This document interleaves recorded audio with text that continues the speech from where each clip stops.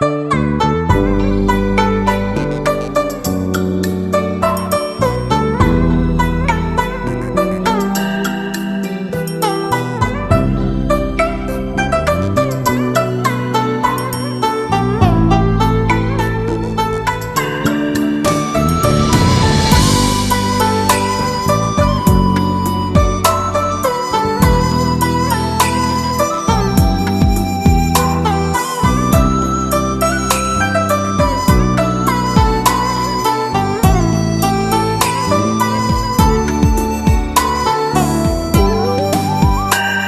ngày qua anh đang rất buồn, mong tìm người yêu ở trên Facebook.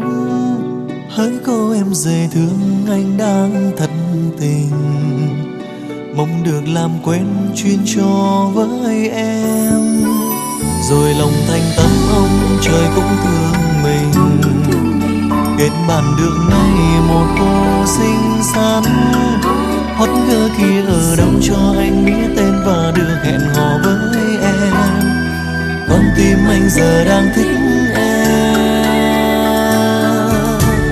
Nơi góc quán quen trà chanh anh hẹn em lần đầu tiên.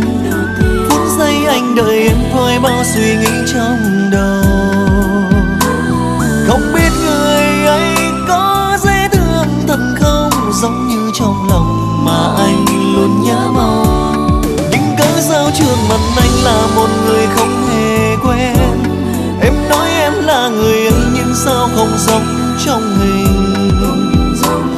Nhưng tôi thầm nghĩ có lẽ do ông trời ban, biết đâu người này sẽ tốt với tôi, sẽ khiến cho tôi được vui.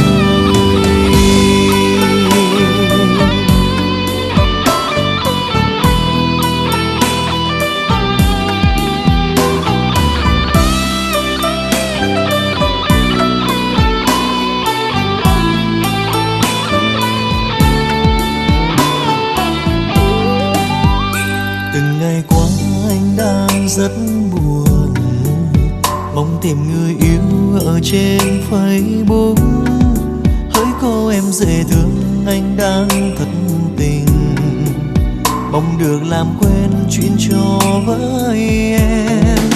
Rồi lòng thành tâm ông trời cũng thương mình, kết bạn được ngay một cô xinh xắn.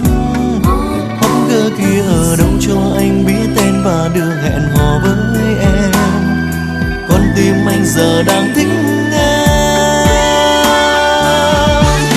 Nơi góc quán quen trà chanh anh hẹn em lần đầu tiên. Phút giây anh đợi em với bao suy nghĩ trong đầu. Không biết người ấy có dễ thương thật không, giống như trong lòng mà anh luôn nhớ mong. Trước mặt anh là một người không hề quen.